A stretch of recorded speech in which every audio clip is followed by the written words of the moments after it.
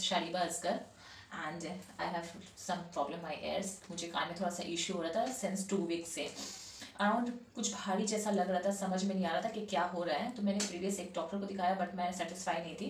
तो आज संडे है तो मैंने ऐसे गूगल पे सर्च किया तो इनका जो रेटिंग आ रहा था तो उस बेसिस पे मैं सडन इनके पास आ गई एंड मेरे बहुत नियरेस्ट में थे इन, जैसे कि डॉक्टर पी.के. मंडल इनका नाम है। फर्स्ट टाइम सर से मेरा मुलाकात हुआ है, मेरी मुलाकात सर से हुई।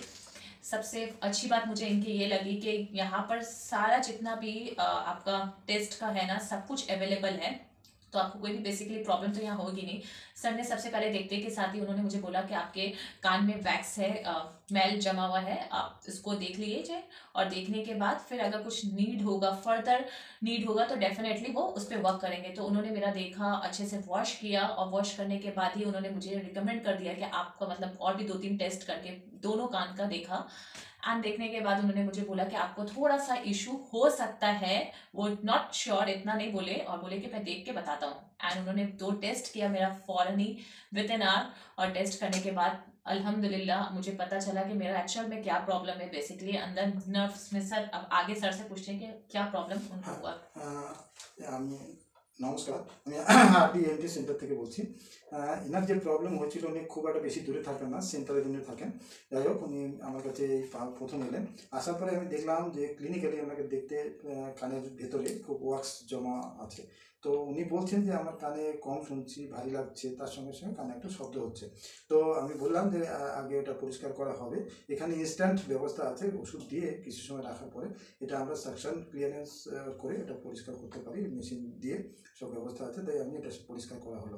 ওনাকে বলা হয়েছিল প্রথমে যে পরিষ্কার করার পরে যদি আপনার এই যে 3টে সমস্যা, ভারী লাগা, কানে শব্দ হয় এবং কানে কম শুনছেন একটা কানে, সেটা যদি পুরো ঠিক হয়ে যায় তাহলে আমি আর কিছু করবো না, আপনাকে ওষুধ দিয়ে ছেড়ে দেবো। ওষুধ মানে ওই ওয়াক্স ক্লিয়ার করার পরে তা একটু ডক্টর দিতে হয় তাই।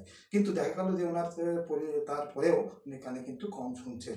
এইবার কানে যখন ওয়াক্স জমা থাকে তখন যে ভারী লাগে এবং কানে কম শুনেন, তারপরে ওয়াক্স ক্লিয়ার হওয়ার পরে কিন্তু পেশেন্ট বেশি শুনতে পায়।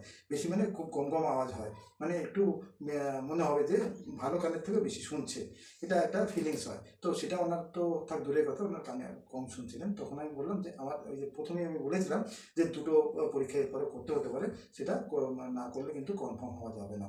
তো উনি রাজি হলেন, আমি সেটা 2টো টেস্ট করলাম। টেস্ট করার সাথে সাথে বোঝা গেল যে ওনার সাডেন সেন্সরি নেরভ হিয়ারিং লস হয়েছে, একটা কানে হয়েছে, 2টো কানে নয়। তো এটা বেশি দিন না, 2 সপ্তাহ ব্যাপার। তার জন্যই ওনার কানে শব্দ হওয়া এবং কানে কম শোনা এবং ভারী লাগা। অতএব এটার জন্য আমি এখন প্রিলিমিনারি কিছু অর্ডিনারি মেডিসিনই দিলাম, কারণ উনি কোনো অসুবিধা হওয়ার কথা নয়। যদি এই নার্ভ ডেফনেসটা এর মধ্যে ক্লিয়ার না হয়ে যায়, এটা স্ট্রোকের মতো ব্যাপার আর কি, তার জন্য আমি অর্ডিনারি কিছু মেডিসিন দিয়ে চিকিৎসা করতে চাইছি। যদি এটা ঠিক না হয় তাহলে আমার কাছে অ্যাডভান্স একদম ওয়ার্ল্ডের নিউয়েস্ট মডেলের যে চিকিৎসা আছে সেই ব্যবস্থা এখানে রয়েছে। অনেক পেশেন্টই আমার কাছে আছেন সাডেন সেন্সরি নেরভ হিয়ারিং লস ও দীর্ঘদিনের নার্ভ ডেফনেস নিয়ে এবং কানে টিনিটাস নিয়ে, সেই পেশেন্ট কিন্তু ঠিক হয়ে যান, সবাই ভালো হয়, কোনো অসুবিধা হওয়ার কথা নয়। এনার ক্ষেত্রেও সেটা অসুবিধা হবে না আশা করা যায়। অতএব এর পরবর্তীকালে যদি দরকার মনে হয় আমরা সেটাও দিয়ে ওনাকে ঠিক করতে পারবো। অতএব এই বলেই আজকের মধ্যে শেষ করি। নমস্কার।